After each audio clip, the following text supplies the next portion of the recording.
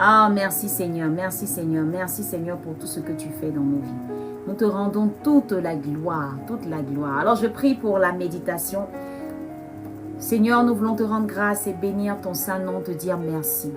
Merci pour ce temps que tu permets. Merci pour ce temps de méditation. Viens par ton esprit prendre le contrôle de toutes choses. Viens, Seigneur, enseigner une personne. Que ce partage de méditation, Seigneur, fasse du bien à quelqu'un. Ouvre les yeux à quelqu'un. Donne, Seigneur, plus de révélation à une personne. Merci Jésus parce que tu restaures une personne à travers cette parole, à travers cette méditation. Merci parce que ton esprit est présent. Seigneur, notre sagesse et notre intelligence, ces deux choses se taisent et laissent place à ta sagesse, à ton intelligence, afin que nous puissions comprendre ce que nous allons entendre et mettre cela en pratique. Que ton esprit soit présent. Prends le contrôle, prends le contrôle. Et les personnes que tu as prédestinées à écouter cette méditation, Seigneur, tu attires ces personnes jusqu'à nous, afin qu'ensemble nous puissions, Seigneur, partager cette parole et recevoir notre pain de ce jour. Merci Seigneur parce que tu le fais. Merci Jésus parce que tu le fais. Pour la gloire de ton saint nom. Amen. Amen. Amen, amen, amen, amen, amen. Ah, fabuleuse semaine, je dirais. Par la grâce de Dieu, on a médité la parabole des 10 vierges pendant toute la semaine. Et franchement, je vais acclamer le Seigneur pour toutes ces révélations qu'il ne cesse de nous donner. Qui a appris beaucoup de choses? Qui a appris beaucoup de choses? Qui a appris beaucoup de choses? Depuis le début de cette semaine, on a parlé de la parabole des 10 vierges. Et le Seigneur n'a pas cessé de nous bénir à travers tout ça. Alors, est-ce qu'une personne peut me dire si ça lui a fait du bien? Matthieu 25, la parabole des 10 vierges. On termine avec ça. Nous sommes au dernier jour de la semaine par rapport à Morning Joy. Et c'est normal qu'on termine en beauté, en beauté, en beauté, en beauté. Morel, j'espère que tu vas bien. Alors, je fais la lecture et on y va pour la méditation du jour. On y va, on y va, on y va. Alors, le royaume des cieux sera semblable à 10 vierges qui, ayant pris leur lampe, allèrent à la rencontre de l'époux. 5 d'entre elles étaient folles et 5 sages. Les folles, en prenant leur lampe, ne prirent point d'huile.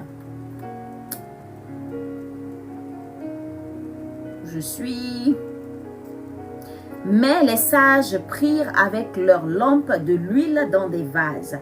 Comme l'époux tardait, toutes s'assoupirent et s'endormirent. Au milieu de la nuit, on cria, « Voici l'époux, allez à sa rencontre. » Alors toutes ces vierges se réveillèrent et préparèrent leurs lampes. Les folles dirent aux sages, « Donnez-nous de votre huile, car nos lampes s'éteignent. » Les sages répondirent, « Non, il n'y en aurait pas assez pour nous et pour vous. Allez plutôt chez ceux qui en vendent et achetez-en pour vous. » Pendant qu'elles allaient en acheter, l'époux arriva. Pendant qu'elles allaient en acheter, l'époux arriva. Celles qui étaient prêtes entrèrent avec lui dans la salle des noces et la porte fut fermée. Plus tard, les autres vierges vinrent et dirent, « Seigneur, Seigneur, ouvre-nous. » Mais il répondit, « Je vous le dis en vérité, je ne vous connais pas. Veillez donc, puisque vous ne savez ni le jour ni l'heure. » Amen. C'est une parole très puissante. C'est une parabole très puissante qui nous permet de comprendre et de savoir ce qui va arriver dans la fin des temps. Et sachons-le bien, nous sommes dans les derniers temps.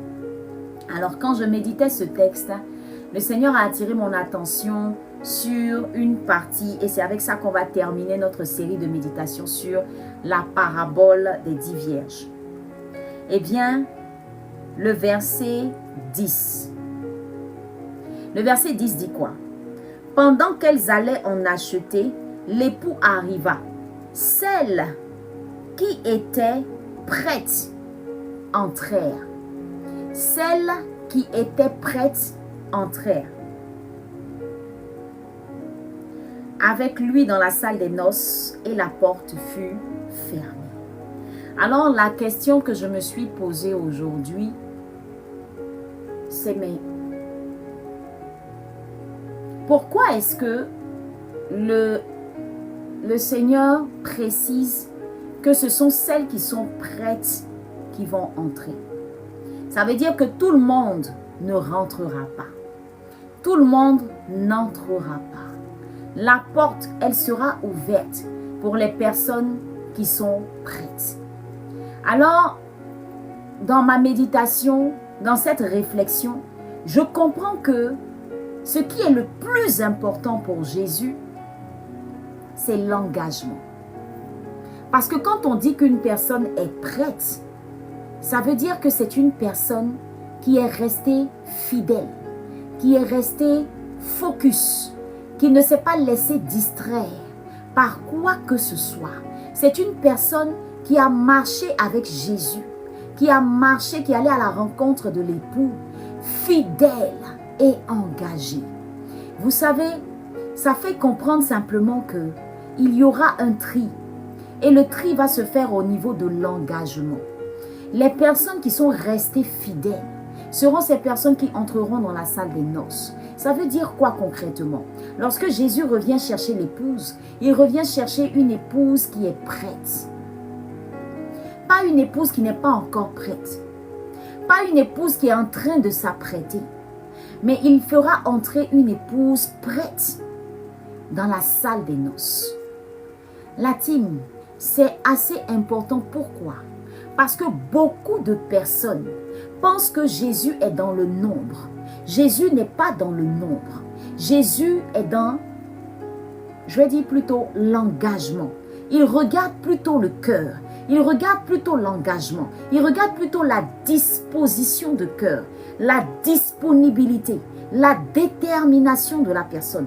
Alors ça nous ramène à quoi? Ça nous ramène simplement à ceci. Quand je méditais, je me suis rappelé d'une chose.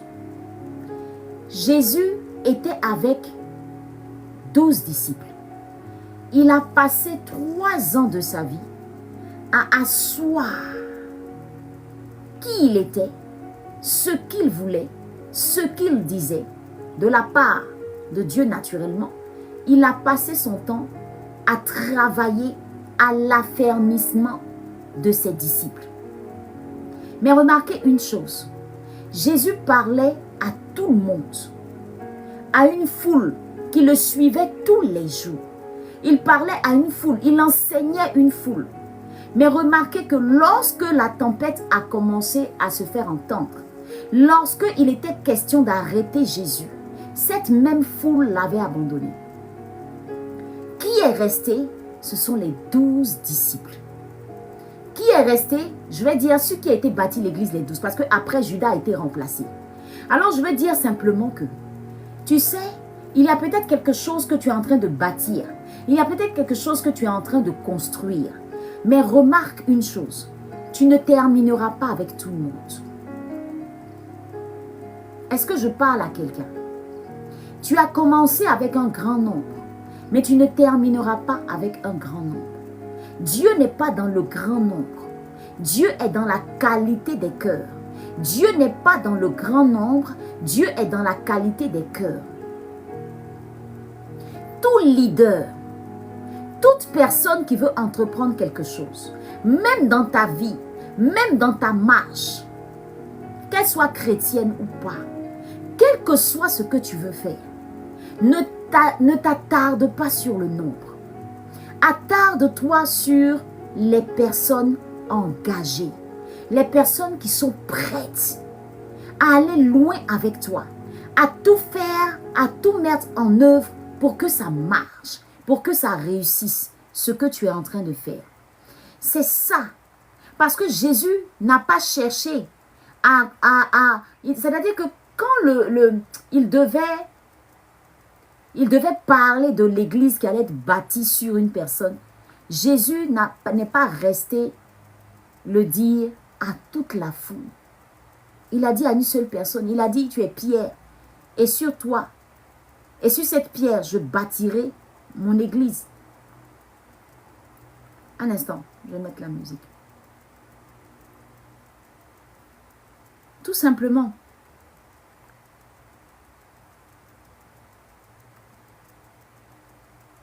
Amen. Tu es pierre. Et sur cette pierre, je bâtirai mon église. Mais il ne l'a pas dit à tout le monde. Alors je veux guérir, je veux aider quelqu'un à guérir en fait. Tu sais, le tri se fera et des séparations seront importantes dans ta vie. Importantes. Jésus n'a pas ouvert la porte à toutes les vierges, uniquement celles qui étaient prêtes. Est-ce que tu peux écrire prête en commentaire? Est-ce que tu peux écrire prête en commentaire? Jésus n'a pas travaillé avec tout le monde. Jésus n'est pas allé plus loin avec tout le monde. La preuve, les personnes qui ont fait l'église, ce n'est pas la foule qui écoutait Jésus. Ce n'est pas la foule qui acclamait Jésus. Ce n'est pas la foule qui passait des heures avec Jésus. Alors, je vais parler à quelqu'un pour la guérison de ton cœur. Parce que c'est ce que le Seigneur m'a enseigné ce matin à travers cette méditation. Il y a trop de personnes. Et je veux parler à ces personnes qui ont parlé tout à l'heure du fait qu'elles ont mal parce qu'elles ont été abandonnées. Écoute-moi bien.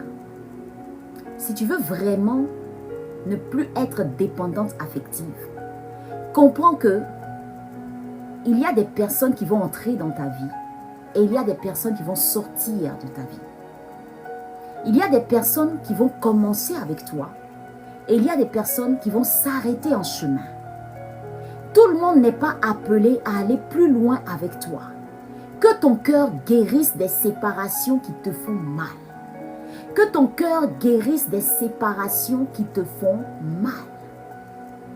Jésus n'a pas reposé l'église sur la foule qu'il enseignait. Jésus a reposé l'église sur Pierre et ses disciples. La preuve, Jésus n'est pas apparu à tout le monde. Jésus est apparu à ceux qui étaient engagés. Dieu tient à l'engagement. C'est pourquoi, lorsque tu es en train d'entreprendre quelque chose et que tu confies ça au Seigneur, ouvre les yeux, parle à Dieu et dis-lui, Seigneur, quelles sont les personnes qui sont pour moi et les personnes qui ne sont pas pour moi? Avec qui je dois aller plus loin et avec qui je dois arrêter? Amen. Ne force pas les relations. N'oblige personne à t'aimer. Ne force personne à t'aimer. Parce que certaines personnes ne sont pas appelées à t'aimer toute ta vie. Guéris de tes blessures. Parce que tout le monde n'est pas appelé à rester avec toi jusqu'à la fin de tes jours. Est-ce que je parle à quelqu'un? Jésus a fait rentrer 5 vierges qui étaient prêtes, pas les 10 vierges. Qu'est-ce que tu peux bien faire avec des personnes qui ne sont pas engagées pour ta cause? Qu'est-ce que tu peux bien tirer de personnes qui ne sont pas à 100% dans ce que tu fais? Pourquoi reprocher à Dieu d'avoir permis des séparations dans ta vie? Pourquoi reprocher à Dieu d'avoir enlevé certaines personnes de ton chemin? Tout le monde n'est pas tout le monde.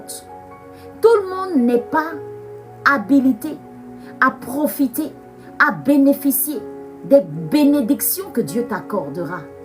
Tout le monde n'est pas appelé à profiter de ta grandeur. Et même si des personnes partent, d'autres personnes viendront. La team, la vie est ainsi faite. Accepte l'abandon de certaines personnes. Parce que celles qui sont pour toi, ou ceux qui sont pour toi, seront toujours là. Prends le temps de savourer le temps que tu passes avec ces personnes qui sont avec toi, engagées, à fond, déterminées, prêtes pour ce que Dieu a déposé en toi. Prends le temps de laisser le Saint-Esprit faire le tri dans ta vie. C'est important. C'est important. Je te parle avec tout mon cœur. Parce que sinon, il y a des gangrènes que tu ne pourras pas maîtriser. Ton élévation dépend des personnes qui t'entourent. Je répète, ton élévation dépend des personnes qui t'entourent. Si les personnes qui t'entourent sont déterminées à foncer, tu seras élevé.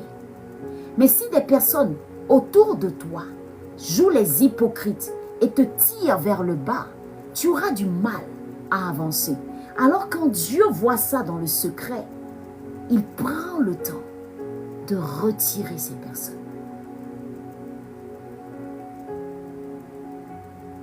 Est-ce que quelqu'un peut dire Amen à ce que je dis? Il y a eu des relations sentimentales qui n'avaient pas leur place dans ta vie. Il y a eu des relations qui n'avaient pas leur place dans ta vie. Laisse papa faire le tri. C'est aussi simple que ça. Et toi-même, tu n'es pas appelé à rester dans certains endroits. Quand le temps sera arrivé, il faut que tu partes. Quand le temps sera arrivé, il faut que tu partes. C'est la vie. Il y a des endroits où tu ne devais pas mettre les pieds. Dieu va te retirer de là-bas. Parce que le plan qu'il a prévu n'est pas aligné à cet endroit. Elles étaient prêtes, engagées, déterminées. Voilà pourquoi elles ont eu accès à la salle des noces. Dans ta relation avec Jésus, si tu n'es pas prête, tu n'auras pas accès à certaines bénédictions. Beaucoup de personnes se plaignent du fait qu'il y a eu tellement de prophéties, tellement de paroles qui ont été déclarées. Mais quand Jésus est prêt à, comment je vais dire ça, à accomplir ses promesses, si dans ton entourage, il se rend compte qu'il y a des personnes qui ne sont pas prêtes ou qui n'ont pas leur place, ça va tarder. Ça va tarder. C'est ce que j'ai compris de la vie. C'est pourquoi chaque jour, si tu mènes quelque chose avec des gens, prie tous les jours et demande au Saint-Esprit de faire le tri. Lorsque Gédéon devait partir combattre, Dieu n'a pas permis que Gédéon parte avec tout le monde. Dieu a fait le tri. Est-ce que tu peux prendre le temps de rester focus sur les personnes qui sont engagées avec toi? Est-ce que tu peux guérir de tes blessures et poser ton regard sur les personnes qui sont engagées? Est-ce que tu peux mettre l'accent, comme Jésus l'a fait, sur les personnes qui sont engagées? Au lieu de pleurer, au lieu de passer ton temps à te lamenter pour des personnes qui ne sont pas engagées, quelle que soit leur beauté, quelle que soit leur gentillesse, quel que soit leur pouvoir, quel que soit même leur argent, quel que soit même, je ne sais pas. Si Dieu dit qu'elles n'ont pas leur place, elles n'ont pas leur place dans ta vie. Maintenant, pourquoi tu perds ton temps sur ces personnes et tu ne prends pas le temps de savourer, de bénir Dieu pour la vie de ces personnes qui t'ont prouvé leur fidélité, qui t'ont prouvé leur amour, qui t'ont prouvé leur... C'est-à-dire qui ont prouvé que tu les intéresses, qu'elles sont avec toi et que tu es pour elles une source de bénédiction. Et ce que l'ennemi va faire, il va combattre cet engagement que tu prends. Tu es engagé, tu es déterminé. Mais il va arriver un moment où l'ennemi va combattre cet engagement. et il passera par les blessures de l'âme. S'il voit que tu es déterminé dans le plan de Dieu, il t'enverra quoi? Des flèches, des blessures, des frustrations, le rejet, l'abandon, l'humiliation, la trahison. Il t'enverra l'injustice. Il t'enverra des pertes même. Il t'enverra plein de choses. Il va te secouer comme ça. Parce que le but, c'est de t'arrêter. Mais pourquoi maintenant papa permet cela? Parce qu'il faut que ton cœur guérisse. Parce qu'il faut que ton cœur soit fort. Parce qu'il faut que ton cœur soit fort. Amen. Pour ce que Dieu veut faire avec toi, si tu n'es pas outillé, si tu n'es pas fort, tu ne pourras pas avancer. Pour ce que Dieu veut faire avec toi, si tu n'es pas engagé, tu ne pourras pas aller jusqu'au bout. Alors toi-même, tu es en test. Parce que toutes ces personnes qui vont partir, Jésus te regarde. Continueras tout et continueras-tu ou t'arrêteras-tu? Est-ce que tu vas continuer malgré ça? Est-ce que ça va changer ta façon d'être? Est-ce que tu vas arrêter d'aimer à cause de ça? C'est en cela que je dis à une femme, même si dans ton foyer c'est difficile et que ton mari venait à te faire vivre l'impensable, laisse-moi te dire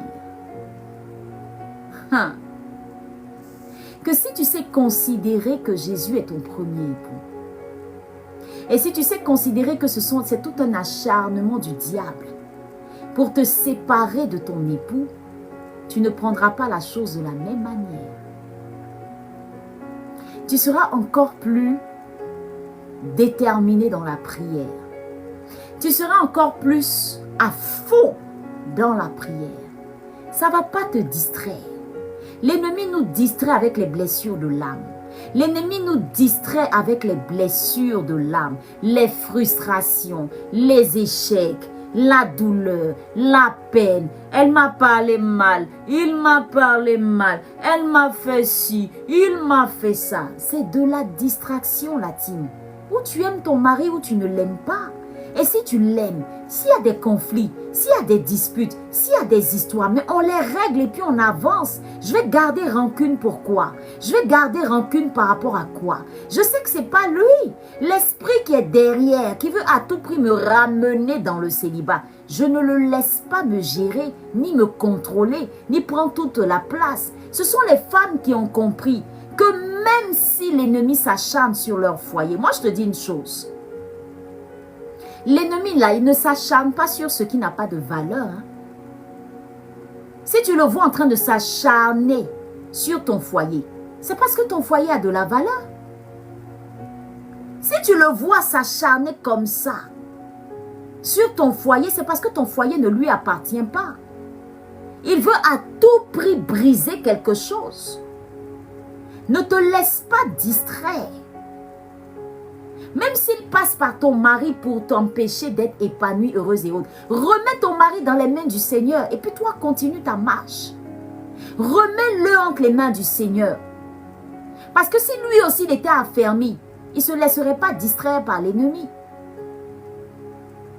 Donc parce qu'il est distrait, toi aussi tu te laisses distraire. Pourquoi? Vous n'êtes pas pareil. Reste focus.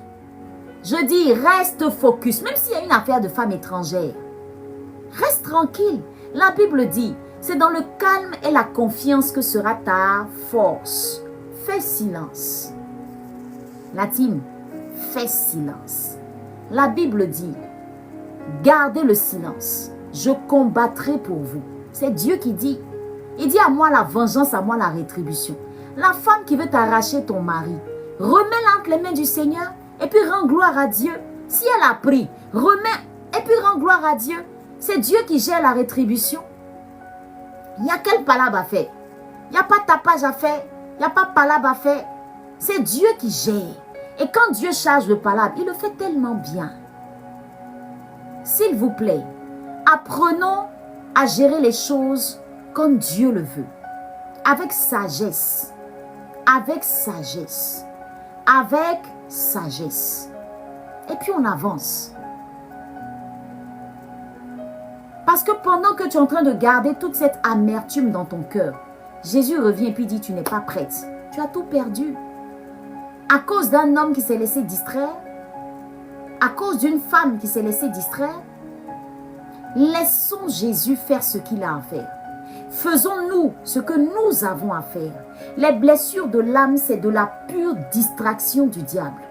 Merci Manu pour la rose. Les blessures de l'âme, ce sont les armes de l'ennemi. Il va créer en toi le manque de foi. Il va créer en toi le manque de pardon. Il va te rappeler des pensées négatives. Ta manière d'agir nous montrera si toi tu marches par l'esprit ou si tu marches par les armes du diable. C'est aussi simple que ça. Soit tu marches par l'esprit ou tu marches avec ta propre volonté. Parce que si c'est de Dieu, si tu marches par l'esprit, l'esprit dit pardonne, pardonne. L'esprit dit demande pardon, demande pardon. L'esprit dit faut laisser tomber, laisse tomber.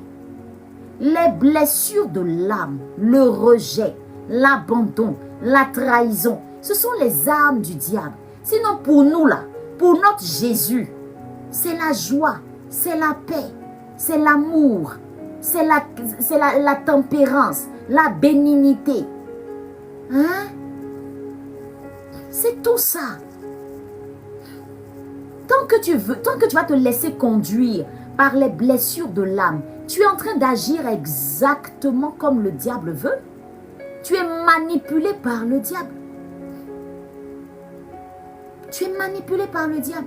Jusqu'à quand? Et ton foyer pèse. C'est-à-dire que ton foyer pèse. Ton foyer est sous le poids, je veux dire, des blessures de l'âme. Pourquoi? Pourquoi?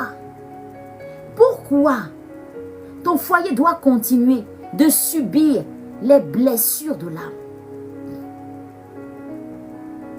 Pourquoi ton foyer ne subit pas la paix que Jésus te donne?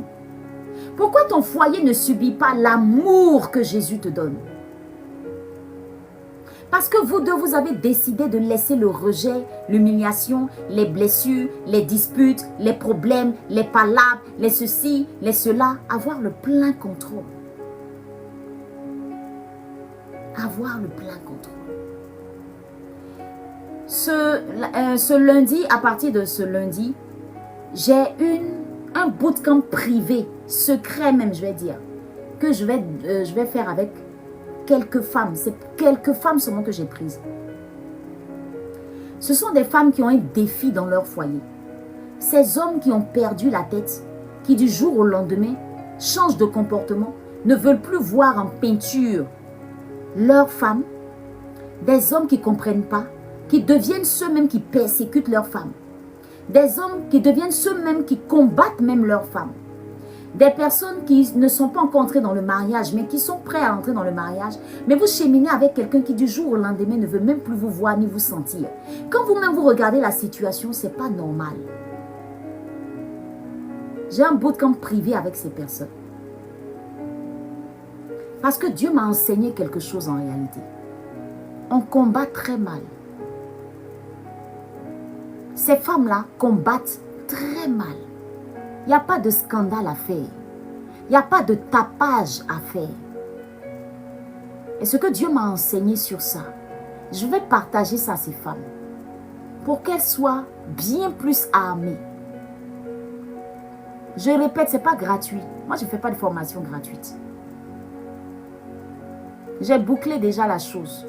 Mais exceptionnellement aujourd'hui, s'il y a des personnes qui sont intéressées, vous avez des défis. C'est-à-dire qu'actuellement, quand tu regardes ton foyer, ça bouillonne même. On a commencé même à te parler de divorce.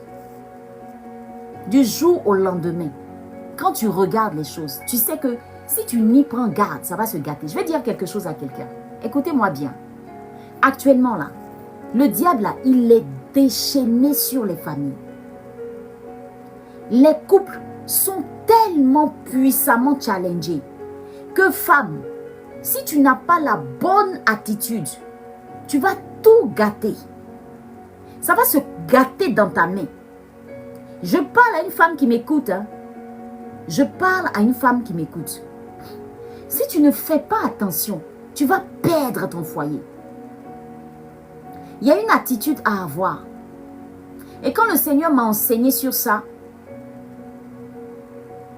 j'ai dit, Seigneur, vraiment, tout est dans la Bible. Mais mes soeurs, il n'y a pas beaucoup qui savent ça. C'est un bootcamp de 5 jours. 5 jours.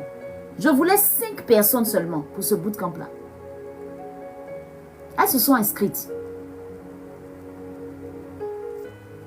Aujourd'hui, là, regardez, allez faire le checking. Les couples que vous connaissez, les femmes mariées, elles souffrent dans les foyers. C'est pas du jeu. C'est pas du jeu. Les attaques viennent de toutes parts. Les attaques viennent de toutes parts. Maintenant, si toi-même là, tu sais que tu n'as pas Jésus, tu n'as pas une intimité avec Jésus, c'est pas la peine. C'est-à-dire que toi-même là, tu es à terre. Parce que femme même qui est spirituelle, jusqu'à son haut niveau là, elle est attaquée. À plus forte raison, toi-même qui n'as aucune intimité avec Dieu. J'ai mal au cœur. J'ai mal. C'est même pas la sagesse et puis l'intelligence même, la sœur. Le secret que Dieu m'a donné là, c'est tout sauf ça. C'est même pas ça même. C'est le secret que Dieu m'a enseigné là. Toute sagesse ou intelligence, tout ça là, ça se résume en un mot. Je dis quand le Seigneur a ouvert mes yeux sur ça et qu'on a commencé à travailler dessus au niveau de l'académie, pas au niveau de l'académie, au niveau de, avec ma team, on s'est rendu compte que Dieu voulait qu'on enseigne ça aux femmes. Mais excuse-moi, si tu n'es pas prête, tu ne peux pas. Parce que l'acharnement du diable actuellement sur les foyers, je dis, si tu n'es pas prête, il ne faut pas rentrer dans le foyer. Toutes celles qui aspirent au mariage, si vous n'avez pas bien attaché votre ceinture, ne rentrez pas.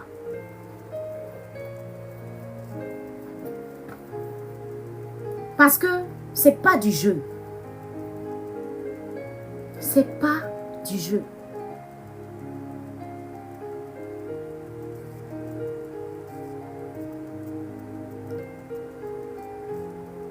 Amen.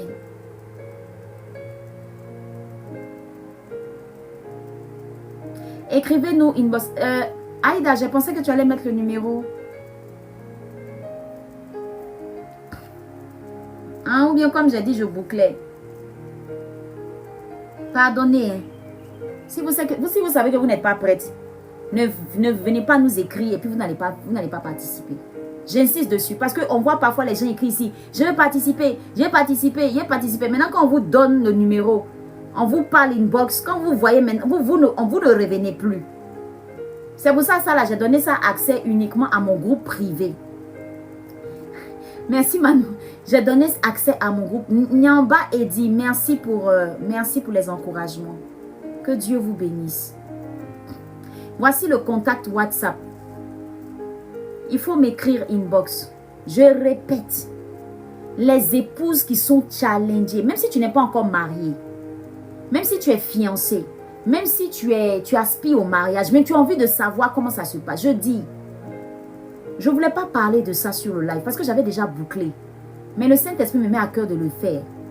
Même s'il y a 2-3 qui nous rejoignent, je dis, actuellement là, les foyers vont mal. Les femmes mariées là, elles souffrent énormément. Hein. Ce n'est pas tout le monde qui parle. Ce n'est pas tout le monde aussi qui souffre. Mais je suis en train de te dire que les hommes qui sont dans les foyers qui ne sont pas affermis deviennent de véritables persécuteurs contre leurs femmes. Les hommes qui ne prient pas, les hommes qui ne sont pas trop dans fait des prières et autres là, arrivé un moment, le diable commence à les attaquer et ce sont eux-mêmes maintenant qui se retournent contre leurs femmes. On assiste à ça. J'ai une académie, j'aide les femmes. Elles souffrent énormément. Le bootcamp que je fais là, c'est un bootcamp de 5 jours où je vais partager avec toi des clés que le Seigneur m'a enseignées. J'ai été une femme abandonnée. Je sais de quoi je te parle. Du jour au lendemain, la personne a changé sa façon de faire. J'ai rien compris. Je n'ai même pas vu ça venir. Si vous savez que vous n'êtes pas affairé, votre mari n'est pas affermi, et je veux dire à une femme mariée, le mariage n'est pas un acquis. Hein. On a changé de sujet. C'est le Saint-Esprit qui veut ça comme ça. Le mariage n'est pas un acquis. La team, ce n'est pas parce que tu as une bague au doigt que c'est un acquis. Il y a un combat. Il y a un combat actuellement. Le diable est déchaîné. Tu parles de telle personne, on te dit ils ne sont plus ensemble. Tu parles de telle personne, on dit non, ils ont divorcé. Tu parles de telle personne, on dit non, ils ne sont plus ensemble. Tu parles de telle personne, on dit non, ils ne sont pas ici. Qu'est-ce qu'il y a? Pourquoi tout cet acharnement sur les couples chrétiens? Parce que ceux qui sont pour lui, là, il les laisse tranquilles. Hein? Mais si toi, tu as un petit appel même sur ta vie, du jour au lendemain, le combat qui est dans ton foyer, là, tu ne sais même plus comment te tenir. Des hommes qui ne sentent plus leur femme. C'est-à-dire que le monsieur, quand il rentre à la maison, quand il te regarde, quand tu l'énerves. Tu l'énerves. C'est ta photo même là, il la déchire. Entre-temps, dans ses oreilles, là, il y a doudou de quelqu'un d'autre ailleurs. Et toi, tu veux jouer avec ça. Tu veux faire palabre dans ça. Tu veux faire bras de fer dans ça. Non, hein, la soeur. Calme-toi. Ce n'est pas la stratégie. Calm down. Ce n'est pas la stratégie.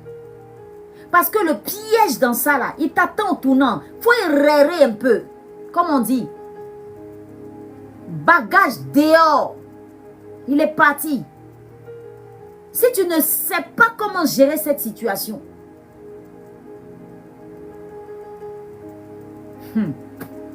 Et toutes celles qui sont là, oh mon mari m'aime, il est le meilleur, il est plus dur. Ah, je dis, tu ne vas pas voir ça venir.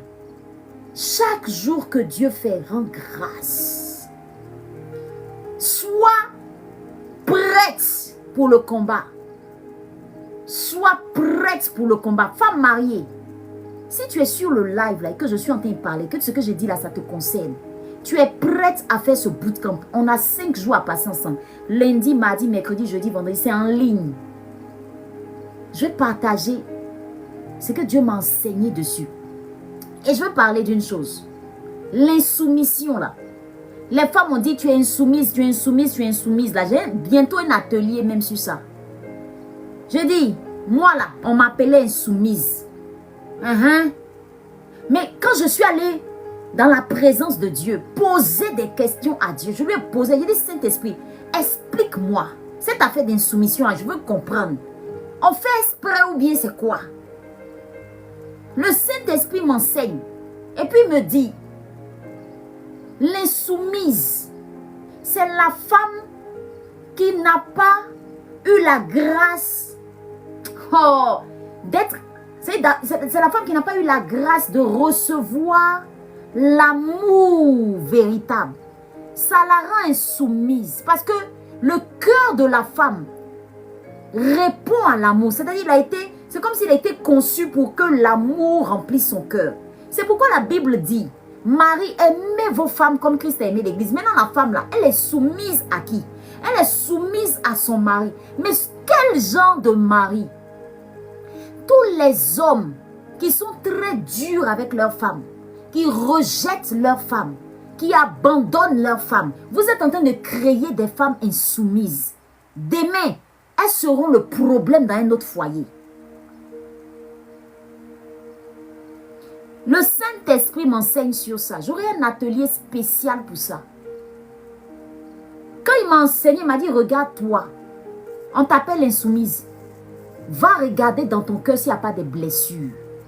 Va regarder dans ton cœur si tu as reçu l'amour que tu devais recevoir de ton homme.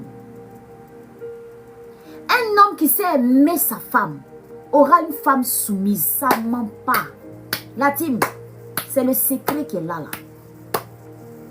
Maintenant, une femme qui ne reçoit pas cet amour véritable, elle fait comment pour s'en sortir?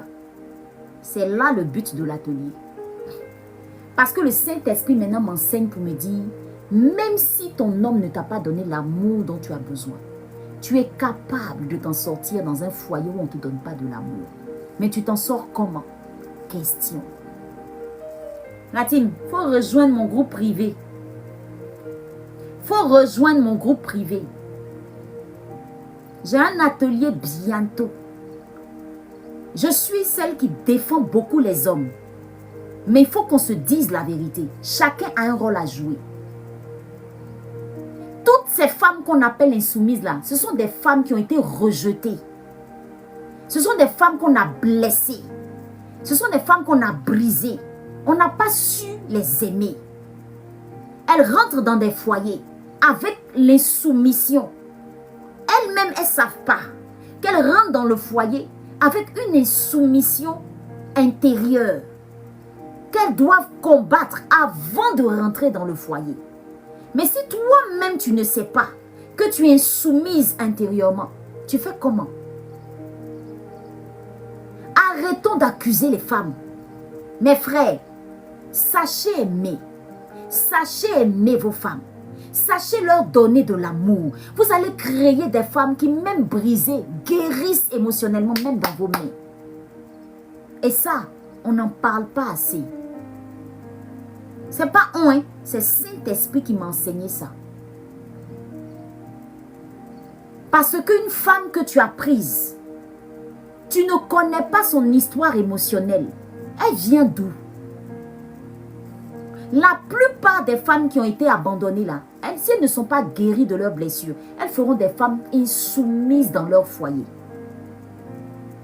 La plupart des femmes qui ne guérissent pas de leurs blessures émotionnelles, c'est l'insoumission. Claire, le diable le sait.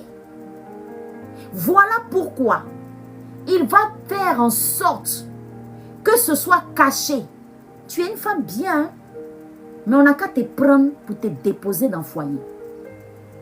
On ne te reconnaît pas. Manque de peau. Si ce monsieur ne sait pas t'aimer, qu'il prend le temps de te créer d'autres blessures. En réalité, ce sont des femmes qui se défendent sans s'en rendre compte. Elles activent ce que moi j'appelle le bouclier invisible. Elles activent ça en fait. Elles se défendent. Donc quand le monsieur envoie, elle répond. C'est pas parce qu'elle a envie de manquer de respect à son mari. L'insoumission là, c'est dedans. Ce rejet qu'elle a vécu là, de façon indirecte, elle n'a pas envie de revivre ça. Donc elle se protège, mais de façon malsaine. C'est pas bon.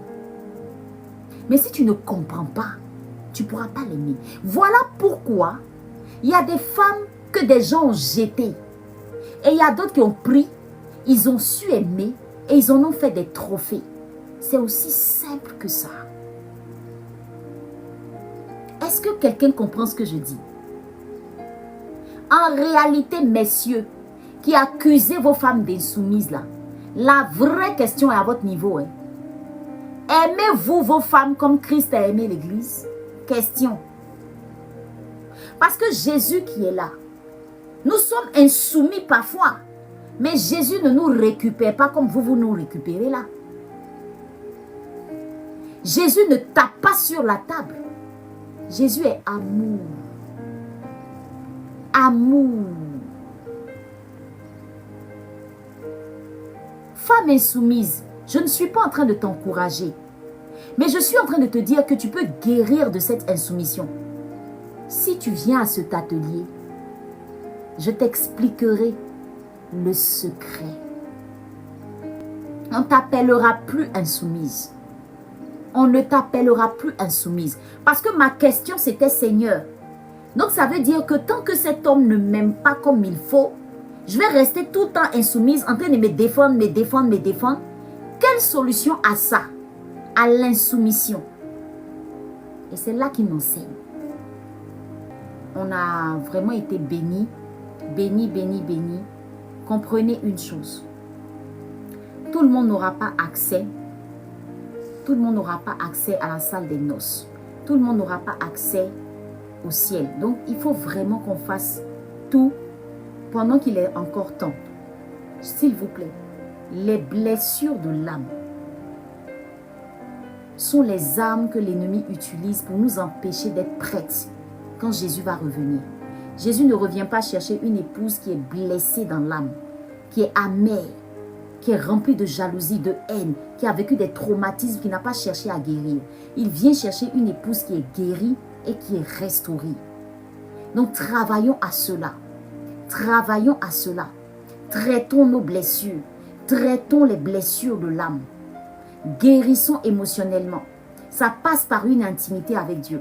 Tu dois apprendre à méditer la Bible. Tu dois aussi travailler ton intimité. Et c'est tout ça qu'on va traiter à nos ateliers.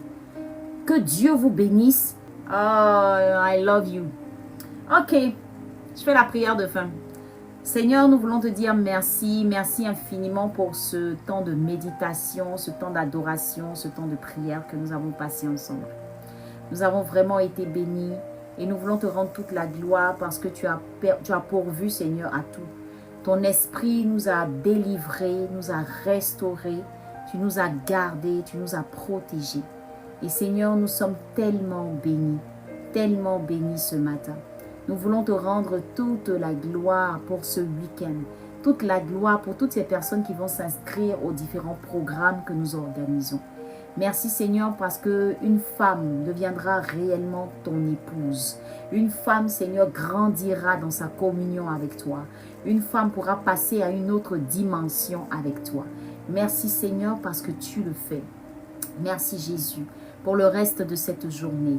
Merci Seigneur pour tout ce que nous avons appris qui reste gravé en nous tout le long de cette journée. Nous continuons de ruminer cela.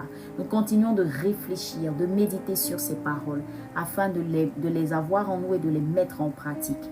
Nous te bénissons Seigneur pour toutes ces personnes qui ont tapoté ce live, qui ont partagé ce live. Souviens-toi de ces personnes. Pour les exaucements, les délivrances, nous te disons merci. Pour la restauration, nous te disons également merci Seigneur. À toi seul soit la gloire au nom puissant de Jésus. Nous voulons Seigneur te dire merci. Merci Papa. Merci Papa. Amen. Amen, amen la team. J'ai été ravie de passer cette semaine avec vous. On va se donner rendez-vous lundi par la grâce de Dieu et on se dit à bientôt, à bientôt, à bientôt, à bientôt.